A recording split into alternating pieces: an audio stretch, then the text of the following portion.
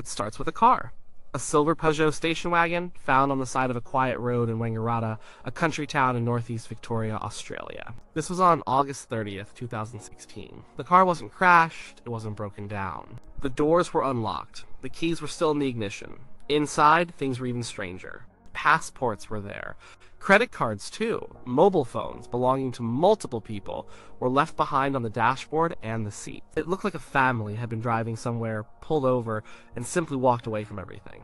Their identities, their money, their connection to the world, all left behind in an unlocked car on the side of the road. The car belonged to the Tromp family, and the family was gone. All 5 of them. Mark, the father, Jacoba, the mother, and their 3 adult children, Rihanna, Mitchell, and Ella.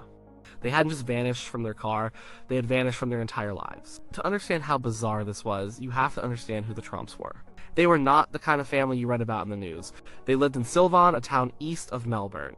They ran a successful earth-moving business and a red currant farm. They were hard workers. By all accounts, they were a normal, close-knit, private family. They didn't have massive debts. They weren't involved in crime. They didn't belong to a strange cult. They were just people. People who owned a farm, worked hard, and loved each other. But in the days leading up to their disappearance, something had changed. A deep and unsettling fear had crept into their home. Mark, the father, became convinced they were being watched. He was terrified. He believed someone was going to break in, steal their money, and hurt them. This fear wasn't based on any specific threat. There were no threatening letters, no strange cars lurking down their driveway. It was a feeling, a powerful, overwhelming feeling that had taken root in his mind. And it began to spread. Jacoba, his wife, started to believe it too. She became just as scared as her husband. The fear was like a sickness, and it was infecting the whole family. They started locking the doors during the day.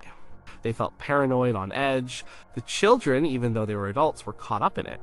They saw the genuine terror in their parents' eyes. They lived under the same roof. The atmosphere in the house grew thick with anxiety. Mitchell, the son, later said it was like a pressure cooker. The fear just built and built. His parents weren't sleeping. They weren't thinking straight. Their fear didn't make sense, but it felt real. It was contagious. He tried to reason with them, but it was no use. The delusion was stronger than logic. On Monday, August 29th, the pressure became too much. Mark made a decision. They had to leave. They had to run. They couldn't stay in the house where they felt so unsafe. It was an impulsive, panicked decision. There was no plan. There was no destination. The only goal was to get away. The family packed in a rush. But they didn't pack like you would for a holiday. They grabbed random items. And crucially, they left things behind. Mark told the kids to leave their mobile phones. He was convinced they could be tracked through them. This was a critical moment. In our world, a phone is a lifeline. It's a connection to friends, to information, to reality itself.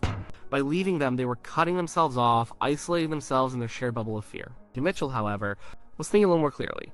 He hid his phone and took it with him. He knew on some level that something was very wrong. He felt he needed that link to the outside world. They all piled into Ella's silver Peugeot, 5 adults, crammed into a car, running from an invisible threat.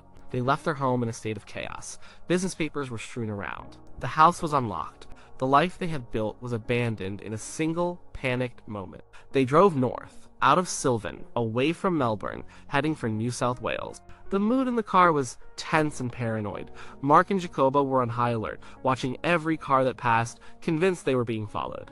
They drove for hours. The kids were confused and scared. They loved their parents, they trusted them, but this was spiraling out of control. About 2 hours into the trip, near the city of Bathurst, the first crack appeared. Mitchell had had enough. The paranoia in the car was suffocating.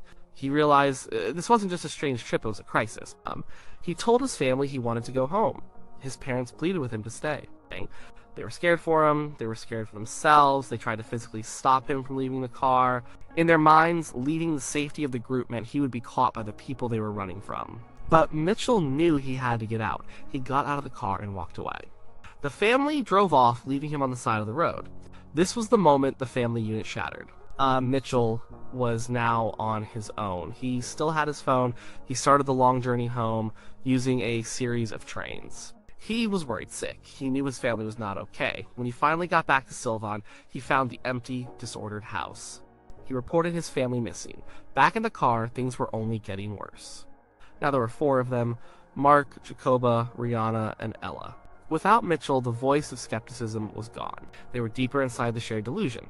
They continued driving aimlessly through the night. The paranoia didn't fade. It intensified.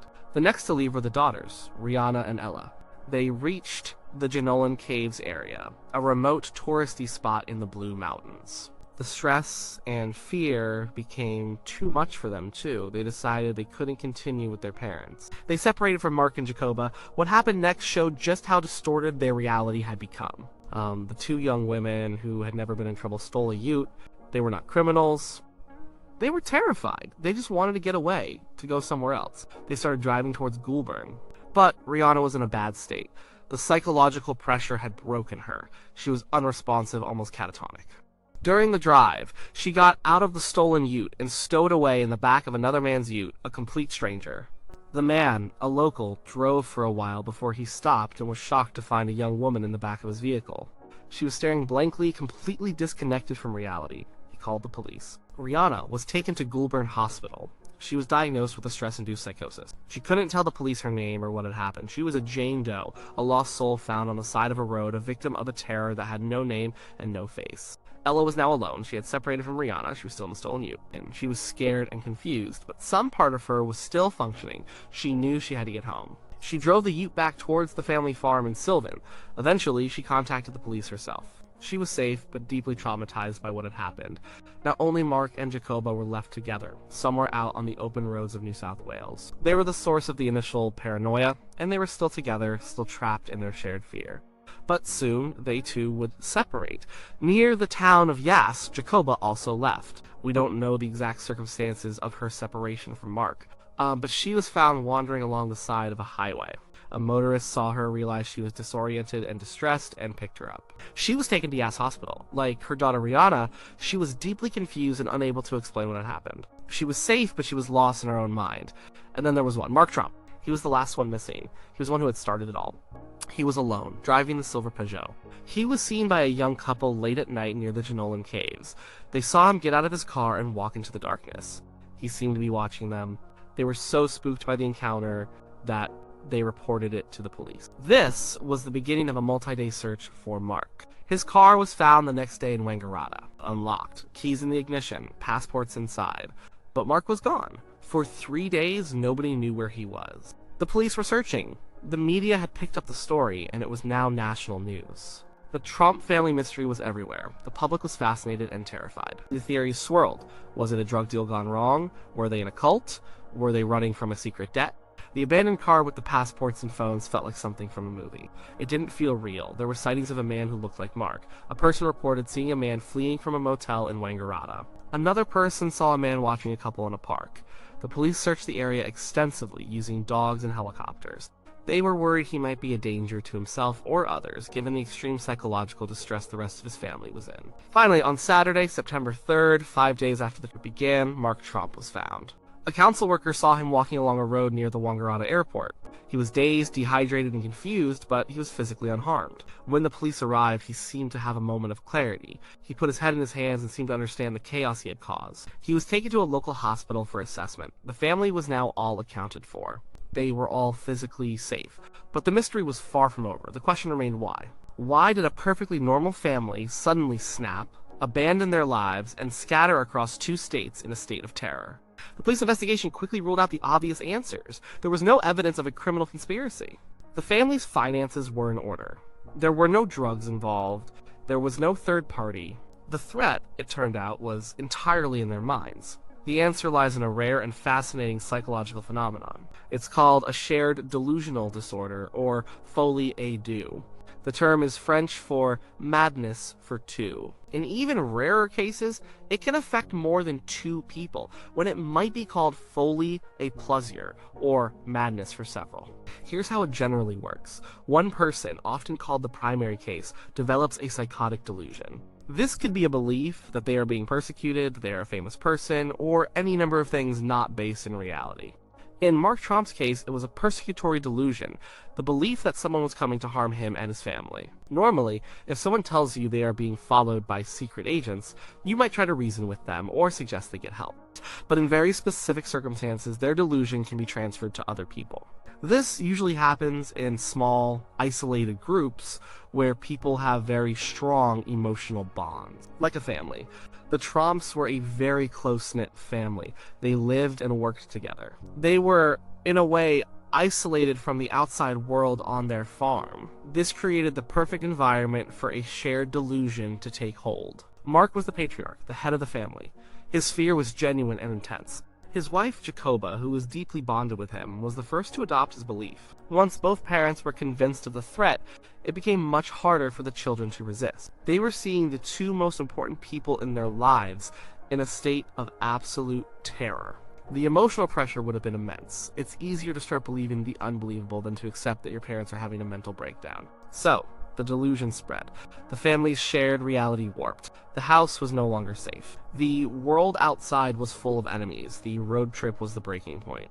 Being trapped in the car together for hours would have acted like an echo chamber. The fear would have bounced between them, getting stronger and more real with every passing mile. There was no outside perspective to challenge the delusion.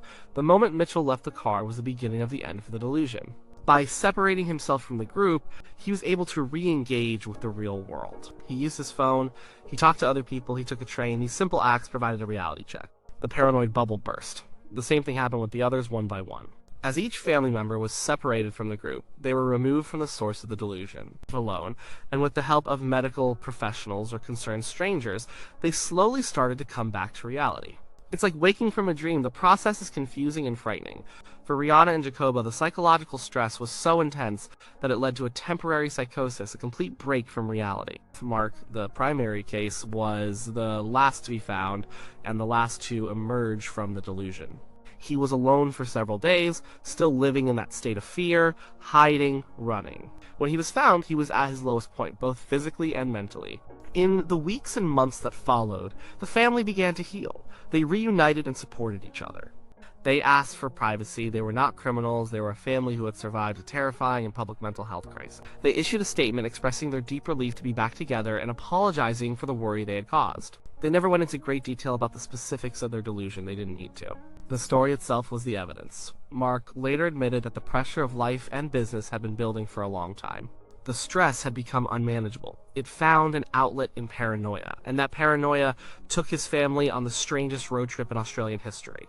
The Tromp family story is so compelling because it's a story about the fragility of the human mind. It shows how our perception of reality, which feels so solid and reliable, can be twisted and broken. It reminds us that the strongest bonds, like those of a family, can be a source of incredible strength, but can also, in rare cases, become a conduit for a shared breakdown. There is a tragic postscript to this story. In 2019, 3 years after the event, Ella Tromp took her own life. Her family said she had been suffering from post-traumatic stress disorder. The events of that week, in 2016, had left a deep and lasting scar. It's a heartbreaking reminder that even when the mystery is solved, the human cost can be immense. The journey back from that dark road was not easy, and for Ella, it was ultimately too much to bear. So why did an entire family vanish from their car in Australia? There was no monster chasing them. There was no conspiracy. The enemy was inside. They were running from a fear that started in one person's mind and grew strong enough to consume them all. They vanished from their car because, for a few terrifying days, they had vanished from reality itself. It was a perfect storm of stress, isolation, and family love, which combined to create a modern-day psychological fable, a cautionary tale about the ghosts we can create in our own minds.